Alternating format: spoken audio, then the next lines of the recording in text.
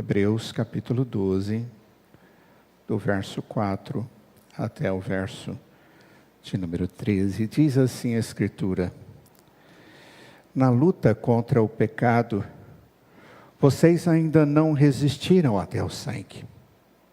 E vocês se esqueceram da exortação que lhes é dirigida como a filhos. Filho de meu, não despreze a correção que vem do Senhor, nem desanime quando você é repreendido por Ele. Porque o Senhor corrige a quem ama e castiga todo filho a quem aceita. É para a disciplina que vocês perseveram. Deus os trata como filhos. E qual é o filho a quem o pai não corrige? Mas se estão sem essa correção, da qual todos se tornaram participantes, então vocês são bastardos e não filhos. Além disso, tínhamos os nossos pais humanos que nos corrigiam e nós os respeitávamos. Será que então nós não sujeitaremos muito mais ao Pai Celestial ou espiritual para vivermos? Pois eles nos corrigiam por pouco tempo, segundo melhor lhes parecia. Deus, porém, nos disciplina para o nosso próprio bem, a fim de sermos participantes da sua santidade. Na verdade, toda disciplina, ao ser aplicada, não parece ser motivo de alegria, mas de tristeza. Porém, mais tarde, produz fruto pacífico aos que têm sido por ela exercitados, fruto de justiça. Por isso, levantem as mãos cansadas e fortaleçam os joelhos vacilantes. Façam caminhos retos para os seus pés, para que o manco não se desvie, mas seja curado. Oremos. Ó Deus, na continuação da nossa adoração e culto ao Senhor, nós abrimos a Tua palavra, que nos é dada como revelação do Senhor, para edificar a nossa vida, para nos direcionar nos propósitos, nos anseios e no amor do Senhor. Ó Pai, o Senhor conhece a cada um de nós e sabe as realidades que vivemos e as necessidades que temos, mas acima de tudo, Pai, de sermos tratados pelo Senhor como Pai que cuida, como Pai que direciona, como Pai que abençoa, mas que no devido tempo, se necessário, também corrige. Sê conosco agora, em nome de Jesus. Amém. Amados, hoje o tema é um tema que talvez nem todos de nós gostaríamos de ouvi-lo, mas é a sequência do texto da Bíblia e nós precisamos tratar sobre isso. Esse texto ele fala sobre disciplina, sobre o ato de receber disciplina, sobre a disposição de receber disciplina e quais são os aspectos positivos e da graça de Deus quando, como Pai, Ele nos disciplina. Nós vimos no capítulo 12, nos primeiros 3 versos, algo lindíssimo, quando o autor nos diz que nós temos uma grande nuvem de testemunhas ao nosso redor. E por causa disso, nós nos desvencilhamos, nós nos livramos do peso do pecado e nós corremos a carreira da vida cristã, a carreira da fé que está proposta a nós. É como se ele estivesse dizendo, olha, existem vários olhando, e certamente eles se referem àqueles personagens do capítulo anterior, sobre a fé, quando ele mencionou vários personagens bíblicos que pela fé experimentaram da bondade de Deus. E ele diz, olha, agora à luz de tudo isso, nós somos convidados a correr por causa da fé, na vida cristã. Tendo os exemplos que nos foram dados, mas o maior deles, diz ele, olhando firmemente para o autor e consumador da nossa fé, se referindo ao Senhor Jesus. E a grande proposição é, devemos perseverar. Mas não uma perseverança qualquer, mas devemos perseverar no meio de circunstâncias que são difíceis, que são geradas muitas vezes por nós mesmos e a nossa natureza, mas muitas vezes também por outros e até mesmo pelo inimigo. Mas nós perseveramos porque pela fé Deus nos dá a vitória. E agora o texto nos fala de uma outra situação que tem a ver com tudo aquilo que até então foi dito. Tem a ver com vivermos na presença de Deus, como aqueles que têm fé, mas que ainda não somos completamente santificados. Nós ainda temos uma obra do Senhor para ser continuada na nossa vida, até que Cristo volte e nos transforme plenamente. E eu gostaria de começar levando você a pensar a respeito de você mesmo. Ninguém pode fazer essa avaliação a não ser você, com seu coração, seus sentimentos, com a sua mente e o seu entendimento a respeito de si mesmo. Sobre o quê? Sobre quais áreas da minha vida que eu tenho tido dificuldade, a ponto de continuamente ter que chegar na presença de Deus e dizer: Senhor, me perdoa. O pedir perdão é bíblico. O estar diante de Deus como aqueles que estão sendo tratados e santificados por Deus é o que a Escritura nos ensina. A Escritura no texto aqui de Hebreus diz que nós, sem a fé e a santificação, nós não agradamos a Deus. E a santificação, ela passa pelo reconhecimento e a tristeza do pecado, a confissão dos pecados e o ato gracioso de Deus que vem a nosso encontro, com graça e com misericórdia. Com a sua misericórdia Ele nos perdoa, com a sua graça Ele nos restaura. É assim que Deus nos trata. Essa é a nossa realidade. E de repente, eu estou vivendo assim, e até mesmo acho que isso é tudo normal. Afinal de contas, Deus disse que Ele já tinha feito a obra em Cristo Jesus, porque aqui diz que Ele é o autor e consumador da fé. Só que o mesmo Deus que diz isso aqui, já nos versos seguintes, no capítulo 12, verso 4, 3 versículos depois, ele diz: e nós somos pecadores, e nós eventualmente precisamos que Deus nos discipline. Isso certamente tem a ver com pecados que continuam a acontecer, porque somos pecadores, e por arrependimentos que pararam de existir. Continuam pecados sem arrependimento. Isso é expectativa de juízo. Porque o mesmo Deus que é perdoador também é juiz. E é santo. E é justo. E Ele só pode e age na sua vida através dos frutos que Ele mesmo produz na sua alma. Então, falar do tema disciplina aqui no texto, depois de falar a respeito de fé e santificação, é porque muitas vezes Deus, por causa da nossa contínua atitude errada, Ele diz: olha, eu vou tratar você como um pai tem que tratar um filho. Eu tenho que corrigir. E de repente você pode pensar na sua mente: eu tenho algumas áreas, Pai do céu, que precisam ser corrigidas. Como eu penso, como eu planejo a minha vida, como eu uso os meus olhos para ver o mundo que está ao meu redor, como eu faço as coisas acontecerem. Você pode fazer essa resposta para Deus, em seu próprio nome. Mas o que Deus fala para nós? O que Deus tem para nos dizer quando nós estamos precisando de disciplina?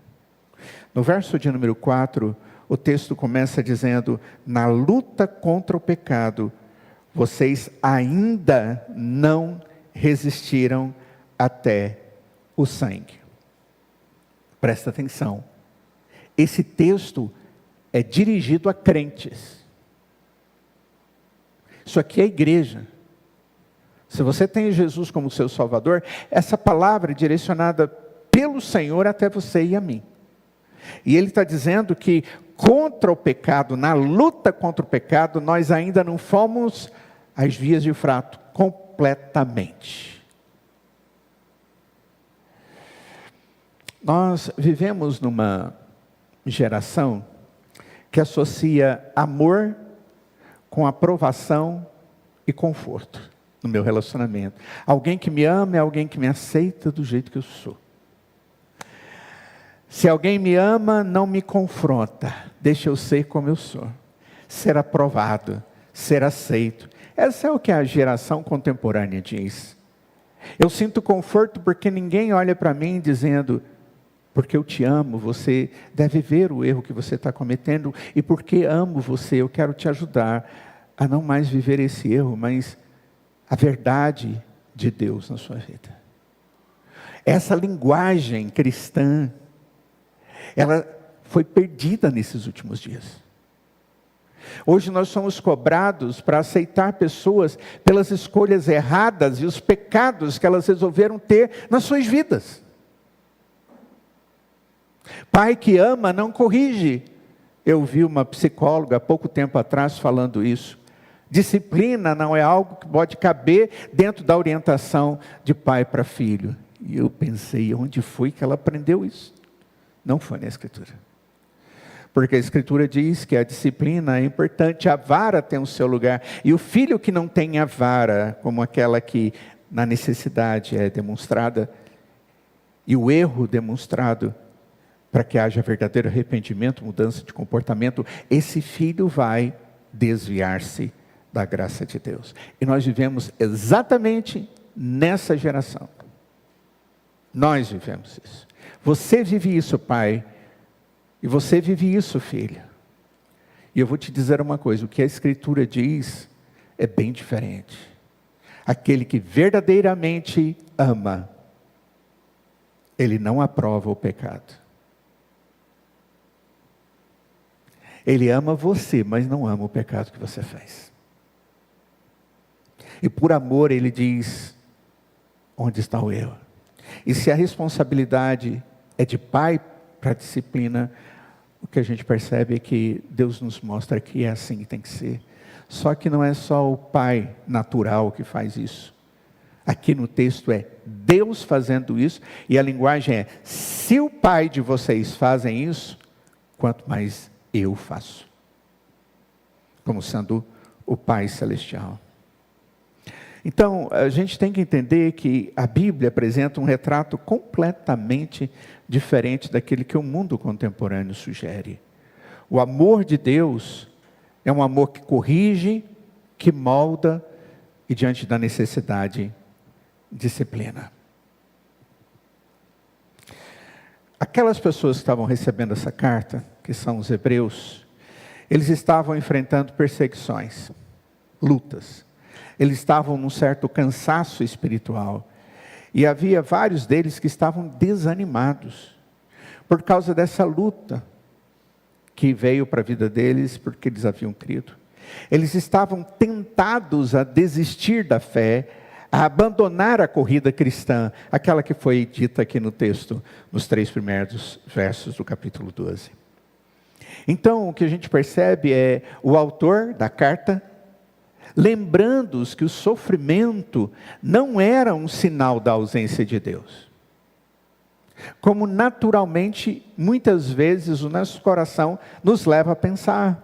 Se estou sofrendo, se as coisas estão tão difíceis, e que não acaba uma, já começa a outra, eu tenho tanta dúvida no coração, Deus esqueceu de mim, Deus não me ama, Deus não cuida de mim, Deus não está agindo como meu pai.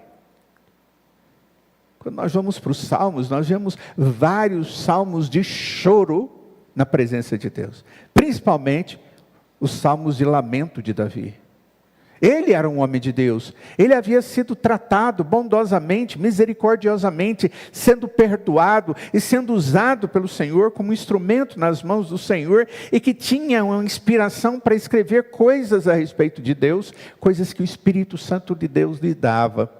Mas mesmo assim, em alguns momentos de perseguição, de dor, de ansiedade, de luta, de guerra, Senhor, onde o Senhor está? O Senhor não está me ouvindo. E eu tenho certeza que coisas como essa, às vezes, somos tentados a fazer. Mas em todo o salmo que ele diz isso, ou ele introduz dizendo isso, ele diz, mais Deus. E aí ele mostra o Deus da presença, o Deus da misericórdia, o Deus do amor, o Deus do perdão, o Deus da providência, do favor. Ele mostra que, sendo pessoas como nós somos, naturais, finitas, nós temos os nossos limites, e por causa disso pecamos, mas temos um Deus perdoador, cuidador, e que em alguns momentos Ele precisa tratar de uma maneira mais objetiva,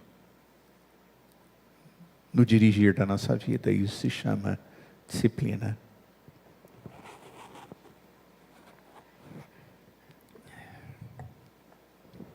Eu ouvi alguém dizer que na casa dele, disciplina tinha um nome. Chamava Filomena. E Filomena era uma varinha que tinha atrás da porta, pendurada num preguinho, e que quando alguma coisa acontecia, a mãe dizia, você está precisando de algo. Eles diziam, a Filomena não, pai, por favor, a Filomena não, mãe, por favor. Essas pessoas aqui, elas estavam tentadas a desistir. O autor vai tentar mostrar para elas a presença amorosa, pedagógica de Deus com eles, que Deus jamais havia deixado eles de lado, mais uma questão, ele tinha que tratar com ele. A questão é, a disciplina de Deus não é para um castigo de destruição, para a destruição. Mas a disciplina de Deus é o ato de Deus nos treinar de maneira amorosa para a santidade e a perseverança. Eu nunca fui alguém do esporte. Brinquei muito, joguei muito, até a adolescência, mocidade, um período ainda do ministério, eu usei de algumas entre aspas, habilidades esportivas que são pequenas. Jogando vôlei, futebol de salão, aquela época que a bola parecia um pedaço de pedra, e que a gente jogava no chão e fazia puf, e não pulava. E eu era goleiro, imagina, os dedos tudo arrebentado, quebrado, e aquela coisa toda. Mas uma coisa eu sei, por que eu não dei conta mais? Por que eu não tive mais interesse? Certamente porque eu não me preparei para continuar. Eu não treinei. E eu não treino. Quando alguém é chamado para uma prova, ele precisa treinar para essa prova, para que ele possa, através do treinamento, não cometer erros na competição. Para que ele esteja habilitado a sofrer as circunstâncias sem cometer erros e chegar ao êxito, que é ganhar. Eu preciso treinar. E muitas vezes o treinamento esportivo parece uma disciplina. Você faz e diz, Deus amado, e o indivíduo que está te treinando diz, mais 10. Você fala, mas não dou conta nem mais uma, mais 10. E se você reclamar, mais 20. E você pula, e você dobra, e você rola, você faz todas aquelas coisas. E ele determina isso tudo, porque ele sabe qual é a condição que você tem que ter para executar aquela tarefa. Você tem que ser treinado. A disciplina de Deus é um treino que me habilita a viver a vida que eu vivo no meio de um mundo de pecado, onde eu sou tentado de todos os lados para viver não uma vida santa, mas de pecado. Você está agindo de maneira errada e você vai pecar e vai pecar ainda mais se você não for corrigido. É um treinamento amoroso de Deus, porque na verdade Ele quer filhos que sejam santos, que sejam dedicados, que sejam perseverantes no ensinamento da palavra. Como que Deus ensina isso nesse texto? A primeira coisa que Deus nos mostra, do verso 4 ao verso 6, é que a disciplina é uma realidade. Ela acontece, e ela vai acontecer de um jeito ou de outro. Essa é a verdade. Olhem só, na luta contra o pecado, vocês ainda não resistiram até o sangue. Vocês não deram tudo que tinha que ser dado. Vocês não estão conseguindo vencer, porque vocês não estão indo até o limite de sangrar, como sendo melhor sangrar do que morrer por causa do pecado. O que eu preciso arrancar para que eu não peque? O Senhor Jesus, em um momento, no Sermão do Monte, Ele diz, olha, se o seu olho te faz cair, arranque fora o teu olho. Se a sua mão te conduz ao pecado, corte-a. Porque melhor você perder algo do que você perder a vida e a salvação com o Senhor. Contra o pecado, nós temos que ir às últimas consequências. Essa ideia que nós encontramos aqui no verso de número 4, e que muitas vezes nós não somos tão dedicados assim. E de repente eu me envolvo com a proposta do pecado, com o desejo que o pecado venha até mim. Mas não é possível, como que eu posso, sendo um jovem, com toda a energia do mundo, saindo as coisas pela orelha, os meus hormônios, como é que eu posso ser santo no relacionamento de namoro? Porque afinal de contas, e aí eu começo a argumentar e dar oportunidade para o pecado se alojar na minha vida, e eu agredir a santidade de Deus através do meu pecado. Deus diz não, porque Ele sabe o que era um casamento onde existe santidade. O propósito de Deus, Ele nos é dado, porque Ele é um Deus amoroso, e que Ele tem o melhor para nós. O que o texto está dizendo aqui no verso 5 é: e vocês se esqueceram da exortação que lhes é dirigida como a filhos. Filho meu, não despreze a correção que vem do Senhor, nem desanime quando você é repreendido por Ele, porque o Senhor corrige a quem ama e castiga todo aquele a quem aceita. O que o autor está dizendo é, ao invés dele dizer que tudo vai melhorar quando a pessoa confia em Jesus, o que o autor de Hebreus está dizendo aos seus leitores é que as coisas não estão tão ruins quanto poderiam estar e que podem ainda piorar. É isso que o autor está dizendo. Ele diz, na luta contra o pecado vocês ainda não resistiram. É como se ele estivesse dizendo, é o próximo passo, porque vocês ainda não deram esse passo, o do sangue. Para encorajá-los, ele os leva de volta ao Antigo Testamento, onde Deus tem usado a disciplina como expressão do seu amor paternal. Abram comigo, Provérbios capítulo 3, verso 11 e 12. O texto bíblico diz assim, meu filho, não rejeite a disciplina do Senhor, nem se aborreça com a sua repreensão, porque o Senhor repreende a quem ama, assim como o pai repreende o filho a quem quer bem. Observe, essa é a linguagem que nós encontramos na Escritura. Quando falamos em disciplina, nós podemos ficar meio inclinados a pensar nela em termos de punição. Uma disciplina que se aplica quando fazemos alguma coisa que está errado. É o que normalmente nós entendemos. O texto está falando desse tipo de disciplina, mas não se limita a esse tipo de disciplina. Como eu disse para vocês, inclui também a disciplina imposta por um treinador ao atleta que está treinando para um evento. Não tem a ver com transgressão. Alguém está transgredindo, está cometendo um pecado e ele precisa ser treinado para não cometer o pecado. Mas ele vai cometer o pecado se ele não viver treinado por aquele que mostra o caminho que ele deve correr. Eu creio que existem dois erros que precisamos evitar quando nós pensamos em disciplina. O primeiro deles é desprezar a disciplina.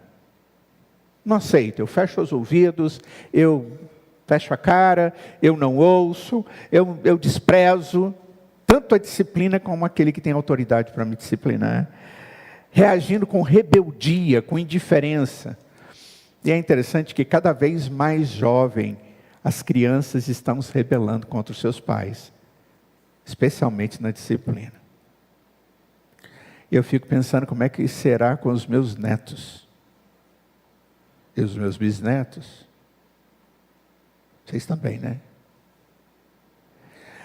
As pessoas estão sendo ensinadas de que elas têm que buscar os seus interesses, e até as crianças brigam com seus pais. Eu estava um dia no período de intervalo, no IP, lá no centro, alguns anos atrás.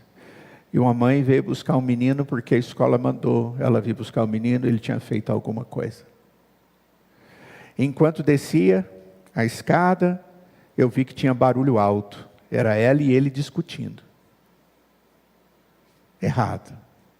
E quando chegaram na parte de baixo, ela falou um negócio com ele, ele gritou com ela e deu um chute na canela dela. Mas foi um chutaço. Foi aquele que ela... E ficou assim, eu não aguentei, eu tive que ir lá e ajudá-la a sentar naqueles bancos que tinham lá, que eram feitos de cimento. O filho machucou a mãe, porque a mãe estava questionando a atitude do filho, que eu fazia a partir daquele dia ficar 3 dias sem voltar na escola como punição. Ele não tinha disposição de ouvir. O seu coração era rebelde. A única conclusão que eu cheguei para aquilo ter acontecido de forma tão extrema é que, de alguma forma, algumas aberturas que dessem oportunidade daquilo acontecer já haviam sido dadas. É a única conclusão. Para chegar num ponto desse, eu não tratei o meu filho ensinando para ele a autoridade paterna e como Deus colocou sobre os pais a responsabilidade sobre os seus filhos. Aí você diz, então o problema dos pais começa tudo aí. O primeiro problema com a disciplina é desprezar a disciplina. E isso normalmente é atitude de rebeldia e de indiferença, de desvalor do outro. Eu não considero o outro. Imagina, se você faz isso com o pai, como é que você resolve isso com Deus? A outra atitude que é muito comum é a pessoa ficar desanimada com a disciplina, reagindo com desespero ou autocomiseração. Coitadinho de mim, estou disciplinado. Eu até vejo que errei, mas puxa, precisava ser tão pesada essa disciplina, eu tenho tanta dó de mim. O que o texto nos chama a uma atitude totalmente diferente a essas. O texto diz que nós temos que entender a atitude de disciplina dada pelas pessoas que estão autorizadas a fazer isso, e principalmente Deus, aceitar a correção com fé e esperança. Porque foi Deus quem me deu essas pessoas sobre autoridade sobre a minha vida. Há uma promessa, creio que na Escritura está, e que nós poderíamos colocar aqui junto. É uma promessa de que o regime de treinamento, ele não vai ser extenuante a ponto de eu não conseguir fazer. Paulo diz em 1 Coríntios capítulo 10, verso 13, Deus é fiel e não permitirá que vocês sejam tentados além daquilo que vocês podem suportar. Deus não vai me disciplinar de jeito nenhum, além das minhas forças. Mas Ele vai agir assim. A disciplina de Deus, ela nunca é excessiva. Sabe por quê? Porque Ele te conhece. Ele sabe quem você é, e Ele conhece os pensamentos que você tem, os sentimentos que você estimula em você, os seus limites, mas principalmente a rebeldia, e o quanto você precisa ser tratado. Deus sempre vai ser proporcional.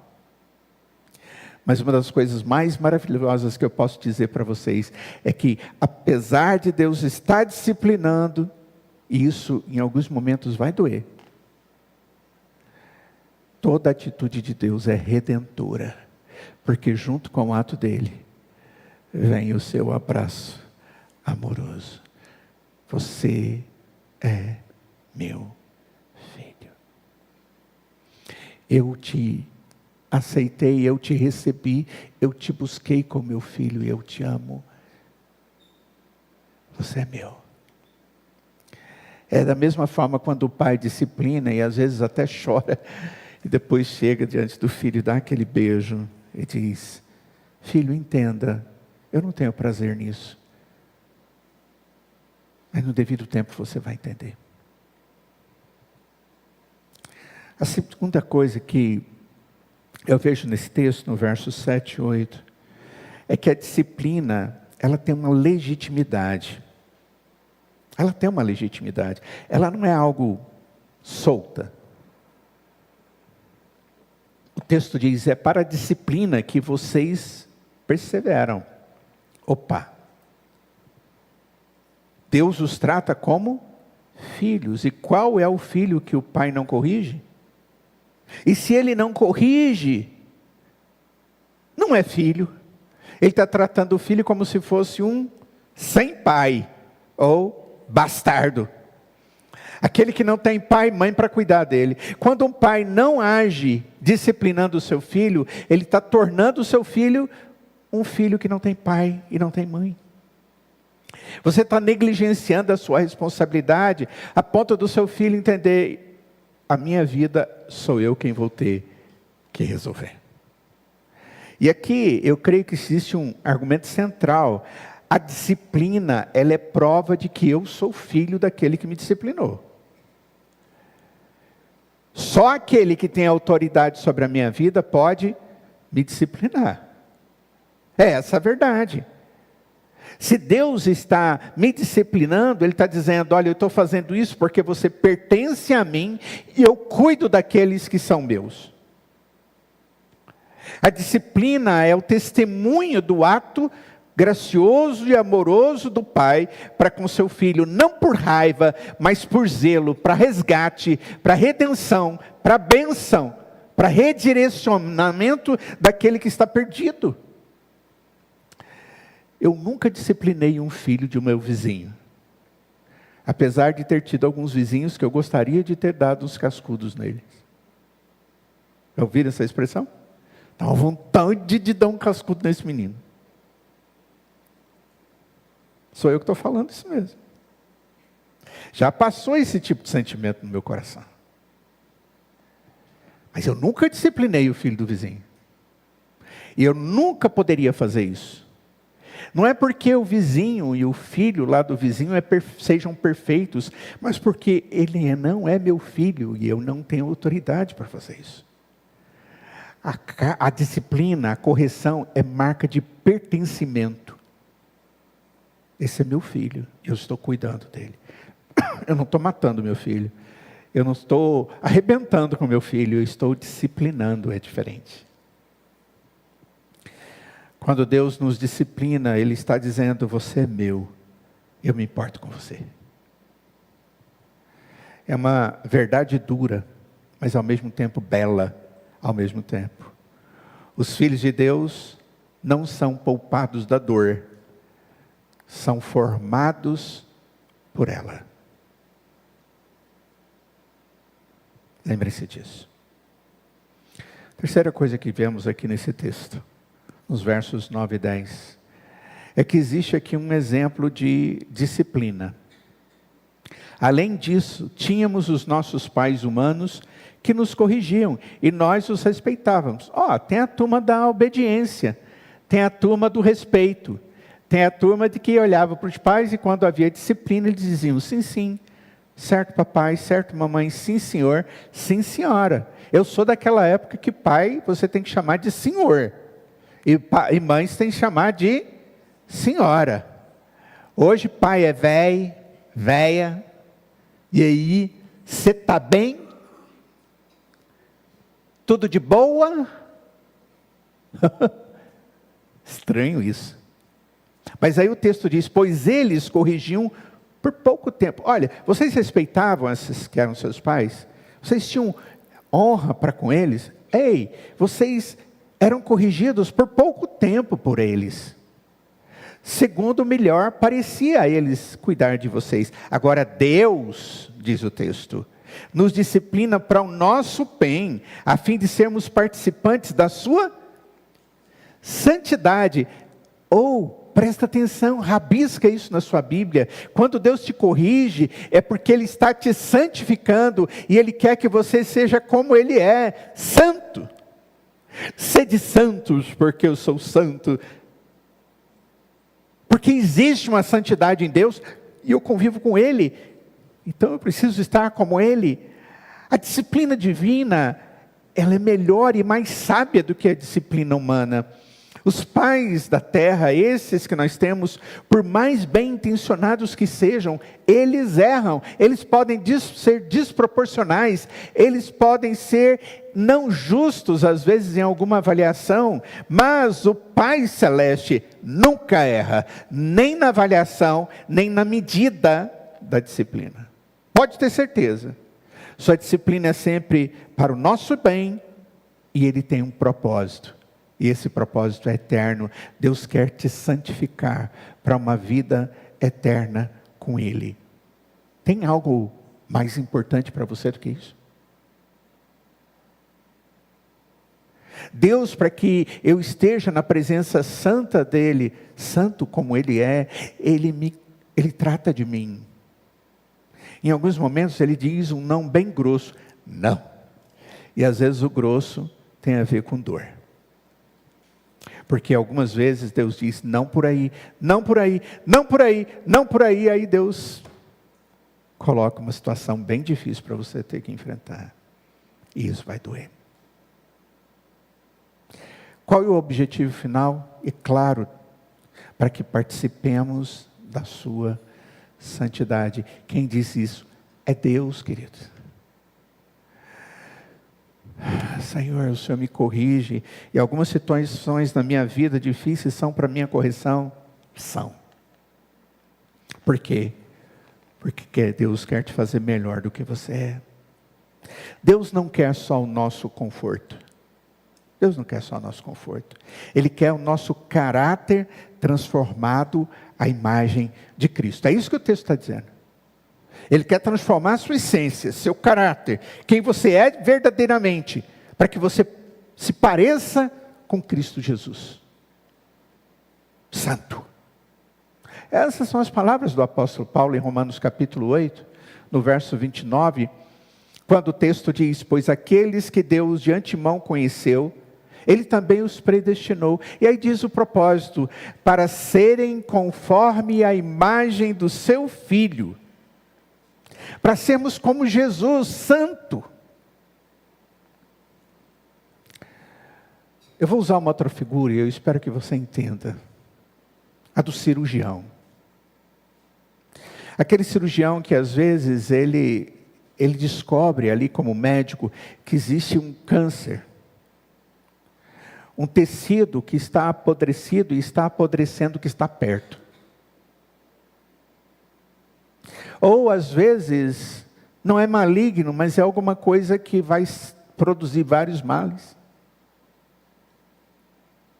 E quando ele vai com o bisturi cirúrgico ali, e ele faz aquela intervenção, dói. E ainda bem que existe o cirurgião que tem coragem de fazer isso, sabendo que aquele que está recebendo o corte vai sofrer. Eu fico imaginando que gente louca é médico. Foi dia do médico ontem, né? Parabéns, médicos. Eu vou dizer, Deus colocou em vocês uma habilidade que eu não tenho. Eu vejo uma ferida aberta, um sangue saindo, eu já estou desmontando. Mas o cirurgião, aquele Deus que cuida dos meus problemas e dos meus pecados que precisam ser arrancados, Ele vem com o bisturi e faz a cirurgia perfeita. Mas a cirurgia perfeita, por mais que seja ali bem feita nos detalhes, vai doer. Ele corta. Mas Ele corta para curar. Ele corta para ficar bonito, para ficar bom, para a doença não aumentar, para você ter melhor qualidade de vida, até mesmo para você ter uma melhor qualidade de morte. Mas Ele faz aquilo porque Ele te ama, Ele quer fazer aquilo. Ele tem um interesse na sua vida. Assim é Deus. Deus usa a dor da disciplina nas nossas vidas para nos purificar. É quando Ele diz não, não, não, e eu não ouço, e vai ter um momento onde Deus vai disciplinar, Ele vai gerar situações, e vai doer. Deus é justo. Não pense que vai ficar sem dor ou punição da parte de Deus. De Deus não se zombra. Aquilo que o homem semear, isso também ceifará. Gálatas capítulo 6. Deus, em algumas situações, Ele permite a dor, a tribulação, para nos amadurecer. E a disciplina, para nos santificar. Lembre-se disso. Deus faz isso e o texto diz, é para nos santificar, para sermos santos como Ele é santo. Oh Deus! E aí eu faço uma pergunta simples para você. Você quer ser santo? Se você quer ser santo como o seu Deus é, segundo o propósito de Deus, a primeira coisa que eu vou te dizer, vai doer. Você está passando por alguns momentos difíceis? Deus está produzindo alguma coisa em sua vida? Lembre-se que o bisturi do cirurgião sempre dói, mas o resultado será a plenitude da comunhão com Deus. E o resultado é eterno. Nossa, Senhor, dê-me isso. Qual é o fruto da disciplina? Observem bem, no verso 11 do capítulo 12 de Hebreus, diz que, na verdade, toda disciplina, ao ser aplicada, não parece ser motivo de alegria. E é verdade. Vem lá, Filomena. Ei, Filomena, eu não quero Filomena, não. Na hora, a única coisa que você pensa é, vai doer. Eu não quero dor. Mas por que vai doer? Na verdade, toda disciplina, ao ser aplicada, não parece ser motivo de alegria, mas de tristeza, dói. Porém, mais tarde, quando os anos passam, produz fruto pacífico aos que têm sido por ela exercitados, fruto de justiça. Fruto não é de guerra, é pacífico.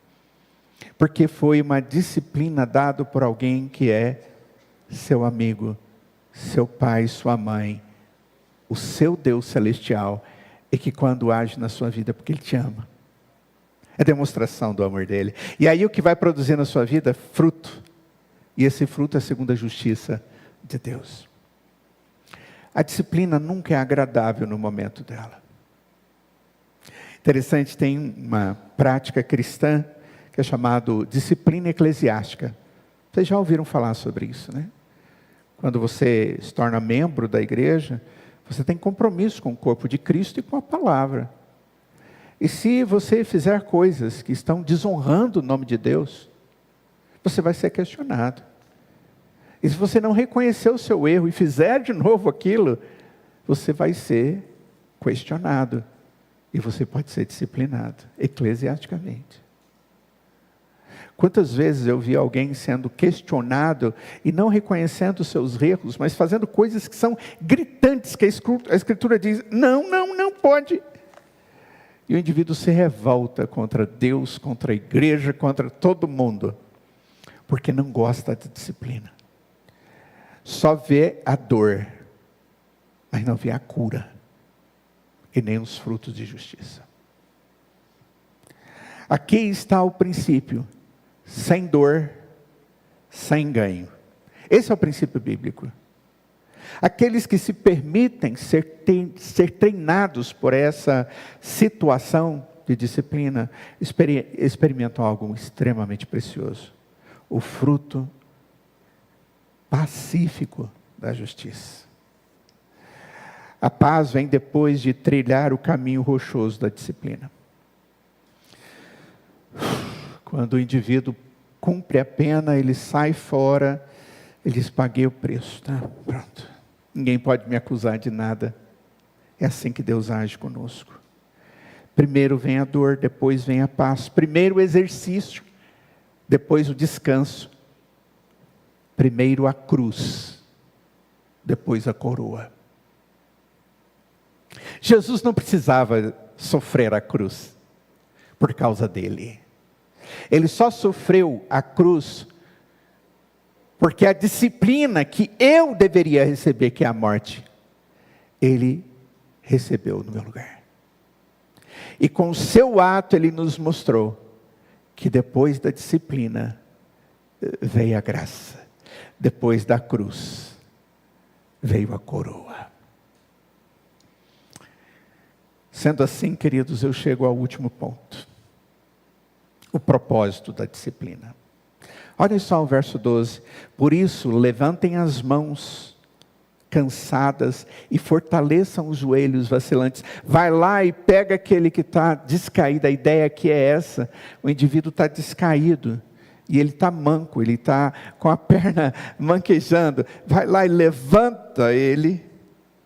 E dá um braço e põe por debaixo do braço dele. E o segura e ande com ele.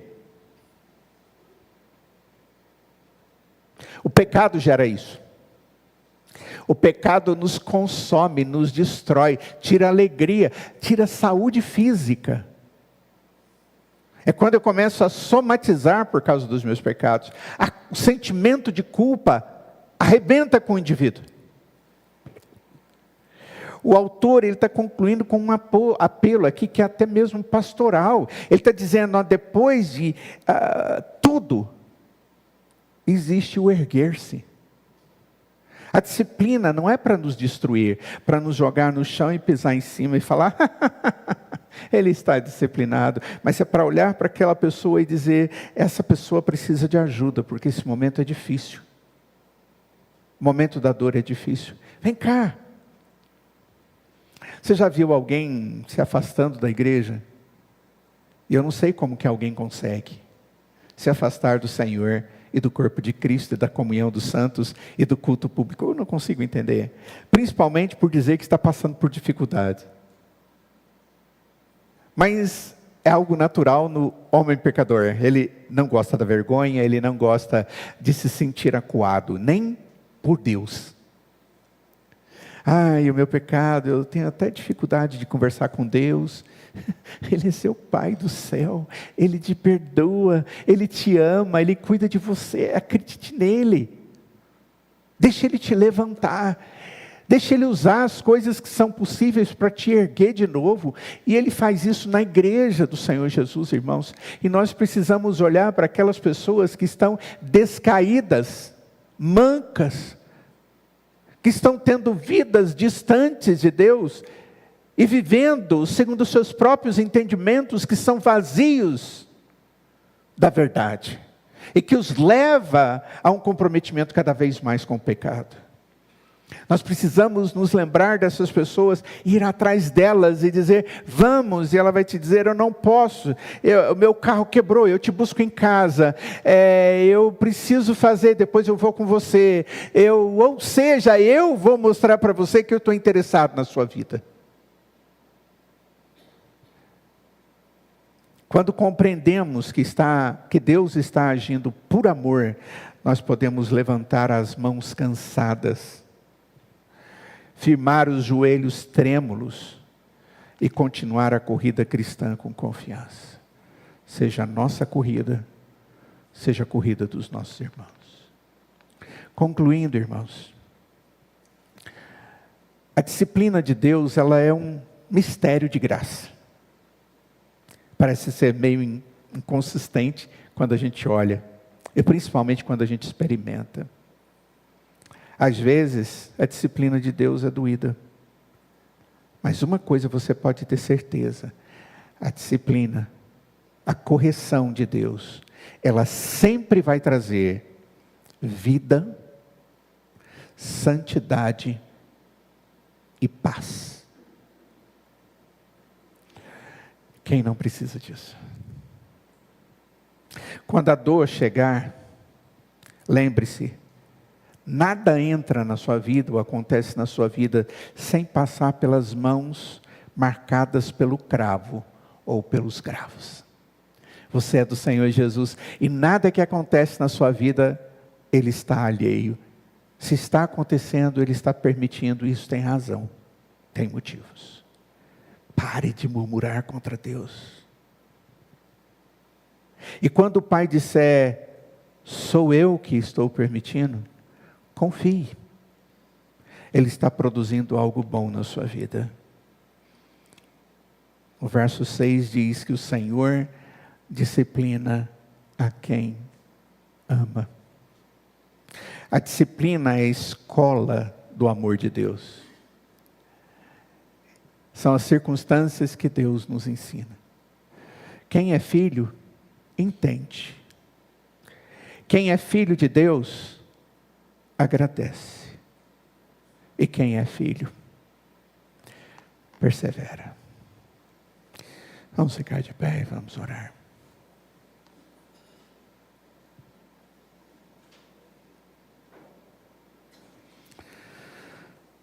Ó Deus, obrigado porque o Senhor é Senhor da nossa vida.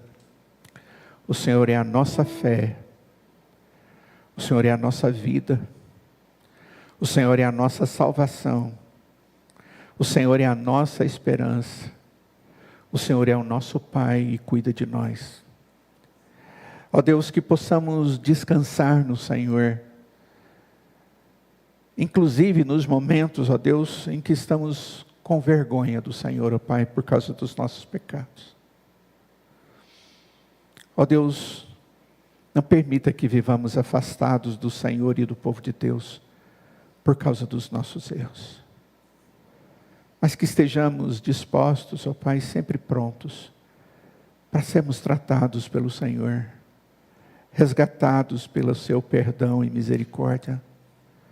Sejamos, ó Pai, restituídos através do seu amor e a tua graça, da miséria para a fartura e graça que há em ti. Ó Deus, o Senhor conhece a cada um de nós que está aqui e as dificuldades que temos, coisas que temos feito e que em algum momento temos vergonha do Senhor e até mesmo de estar na tua presença pedindo de novo perdão. Mas nós o fazemos, Pai, porque nós sabemos quem o Senhor é.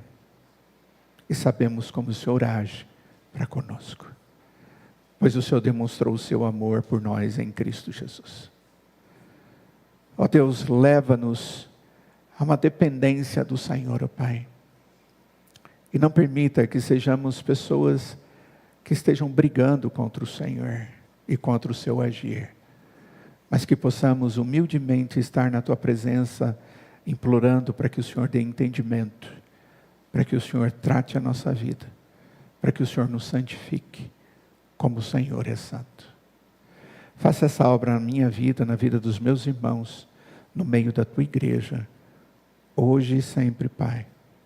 Nós te pedimos isto em nome de Jesus, e nós imploramos que o Deus da paz, que tornou a trazer dentre os mortos a Jesus, o grande pastor das ovelhas, que Ele vos abençoe e vos guarde, e faça resplandecer sobre vós o seu rosto, e vos dê da sua paz.